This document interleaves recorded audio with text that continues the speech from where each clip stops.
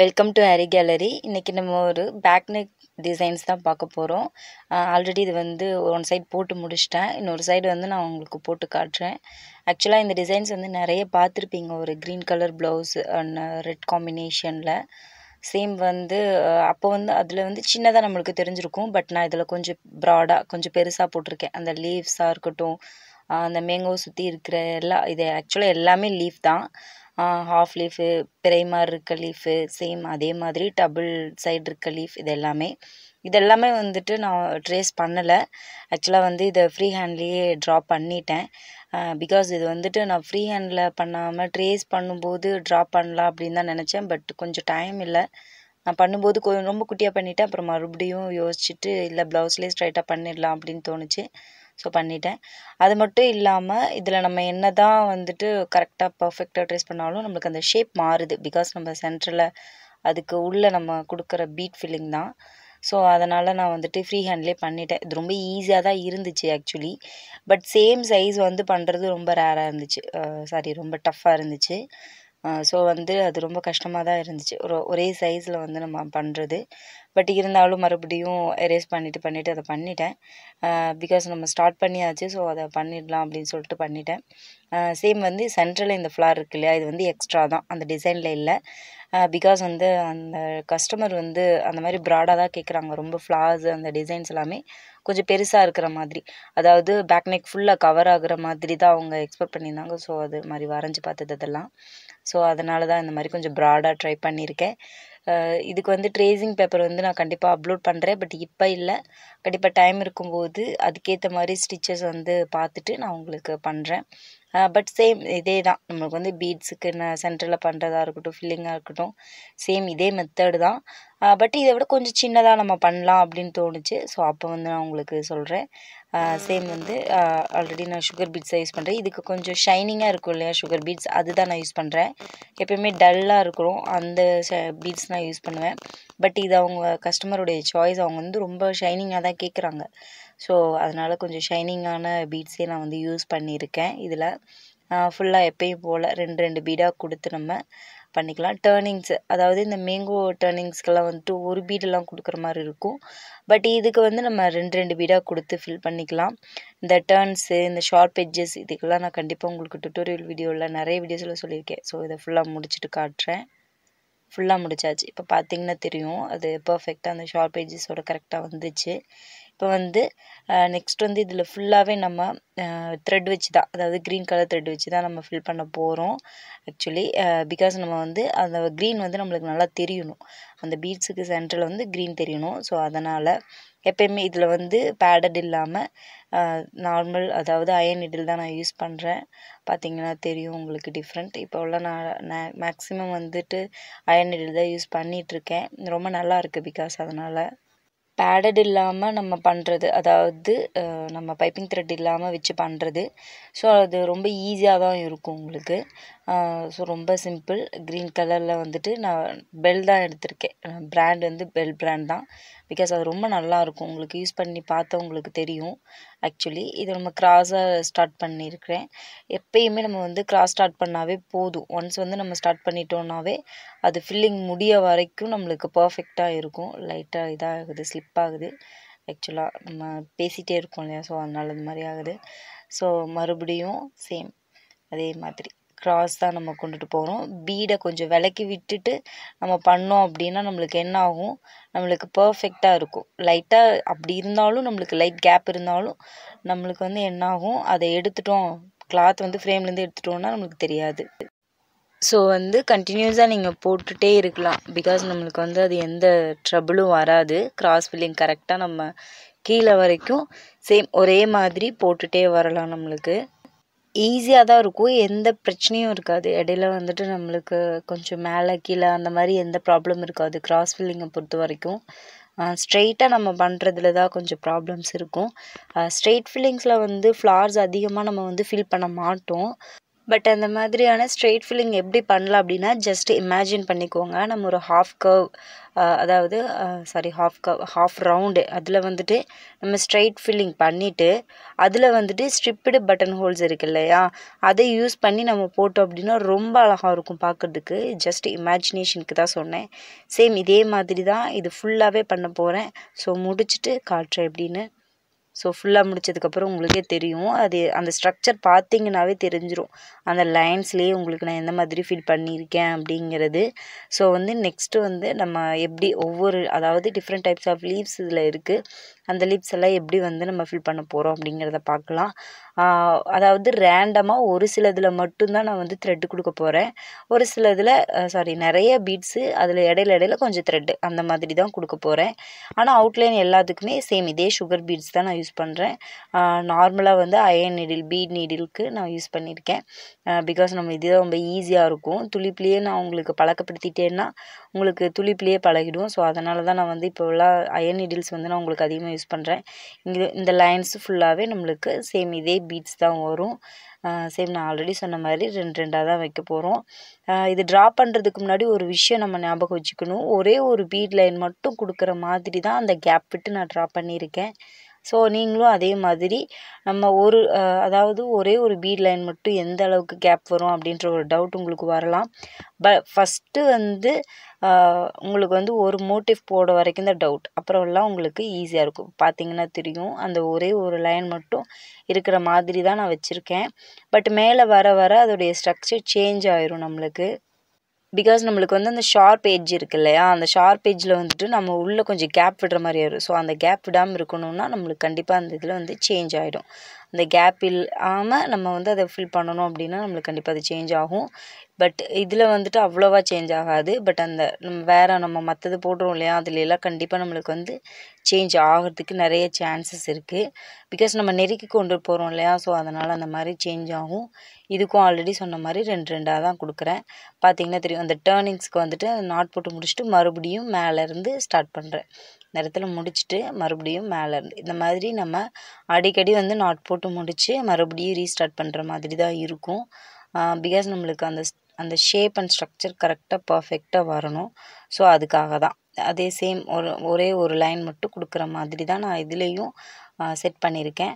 பார்த்தீங்கன்னா தெரியும். அந்த கேப்லேயே தெரியும் உங்களுக்கு. இங்கே எப்படி பண்ணியிருக்கணும் சேம் அதே மாதிரி தான் இங்கேயும் ஒரே ஒரு லைன் மட்டும் பீடு வந்து உள்ளே கொடுக்குற மாதிரி. இப்போ தெரியும் உங்களுக்கு அந்த ஸ்ட்ரக்சர் மாறுறது. ஆக்சுவலாக வந்து கொஞ்சம் நம்ம நெருக்கமாக கொடுத்துருக்கோம் இல்லையா, ஸோ அதனால் அந்த இடத்துல நம்ம கொடுத்த ஸ்ட்ரக்சருக்கு கொஞ்சம் சேஞ்ச் ஆகும் நம்மளுக்கு. சேம் இதே மாதிரி தான். ஸோ இதை ஃபுல்லாக வந்து உங்களுக்கு கொடுத்துட்டு காட்டுறேன். பார்த்தீங்கன்னா தெரியும் அதனோட ஸ்ட்ரக்சர் எப்படி இருக்குது அப்படின்னு. மேக்ஸிமம் வந்து இந்த மாதிரி இப்போ வந்து த்ரெட்டில் நம்ம இப்போ கொடுக்க போகிறோம். சேம் நான் வந்து கிராஸ் ஃபில்லிங் நம்ம கொடுத்தோம் இல்லையா, சேம் அதே தான் நான் வந்து கொடுக்க போகிறேன். இங்கே கொடுத்ததே தான். ஸோ வந்து எந்த டிஃப்ரென்ஸும் கிடையாது. இருந்தாலும் ஸ்டார்ட் பண்ணும்போது நம்ம எந்த இடத்துல, அதாவது அந்த ஷார்ப் எட்ஜ் இருக்கு இல்லையா, அந்த இடத்துலேருந்து ஸ்டார்ட் பண்ணிக்கிட்டோம் அப்படின்னா உங்களுக்கு ரொம்ப பர்ஃபெக்டாக இருக்கும். அது வர்றது உங்களுக்கு ரொம்ப ஈஸியாக இருக்கும். சேம் டைம் வந்து ரொம்ப சின்னதாக ஸ்டார்ட் பண்ணாமல் கொஞ்சம் பெருசாகவே நீங்கள் ஸ்டார்ட் பண்ணிக்கலாம். ரொம்ப ஈஸியாக தான் இருக்கும் கிராஸ் ஃபில்லிங். ரொம்ப நம்ம வந்து பைப்பிங் த்ரெட் எதுவும் வைக்காமல் நார்மலாக தான் வந்து பண்ணுறோம். ஸோ லைட்டாக த்ரெட்டை லூஸ் கொடுத்தே பண்ணுங்கள், ஒன்றும் பிரச்சனை கிடையாது. அப்போ தான் உங்களுக்கு வந்து அது கொஞ்சம் எம்போஸ்டாக தெரியும். இன்னொரு விஷயம் என்னென்னா, இன்னும் நல்லா கிராஸாக பண்ணிங்கன்னா உங்களுக்கு நல்லாயிருக்கும் பார்க்குறதுக்கு. லுக் ரொம்ப டிஃப்ரெண்ட்டாக இருக்கும். இது வந்து ஃபுல் லீஃப் மாதிரி இருக்குது. பட் அந்த ஹாஃப் லீஃப்லாம் வந்துட்டு நீங்கள் பண்ணும்போது கொஞ்சம் லூஸ் விட்டு ரொம்ப கிராஸாக பண்ணிங்கன்னா ரொம்ப அழகாக இருக்கும். உள்ளே ஏதோ நீங்கள் பைப்பிங் த்ரெட் கொடுத்த மாதிரி இருக்கும். ஸோ இது ஃபுல்லாக முடித்ததுக்கப்புறம் இப்படி தான் இருக்கும். பார்த்தீங்கன்னா தெரியும். ஃபுல்லாக முடிச்சாச்சு. இந்த இடத்துல நாட் போட்டு முடிச்சிருக்கேன். நெக்ஸ்ட்டு வந்து பீட்ஸ், அதாவது அவுட்லைனில் ஃபுல்லாகவே பீட் தான். பட் இதில் ஒரு டிஃப்ரெண்ட் என்னென்னா, இதில் ரொம்ப ஷார்ட் டேர்ன்ஸ் இருக்குது. ஸோ அந்த ஷார்ட் டேர்ன்ஸுக்கு ஒரு பீடெலாம் கொடுத்து நம்ம திருப்புற மாதிரி இருக்கும். சேம் சுகர் பீட் தான் நான் இதில் யூஸ் பண்ணியிருக்கேன். அட்டாச் பண்ணுறதுக்கு பீட் கலர் த்ரெட்டு எடுத்திருக்கேன். சேம் அந்த டேர்ன்ஸ்லேருந்து, அதாவது இந்த கொம்பு இருக்கு இல்லையா, அதுலேருந்து நம்ம ஸ்டார்ட் பண்ணிக்கலாம். இடையிலேருந்து நீங்கள் ஸ்டார்ட் பண்ண வேண்டாம். இது வந்து 2 பீடாக வைக்கலாம். நம்மளுக்கு ரொம்ப டேர்ன்ஸ் வருது அப்படிங்கும்போது ஒரு பீடு வச்சுக்கலாம்.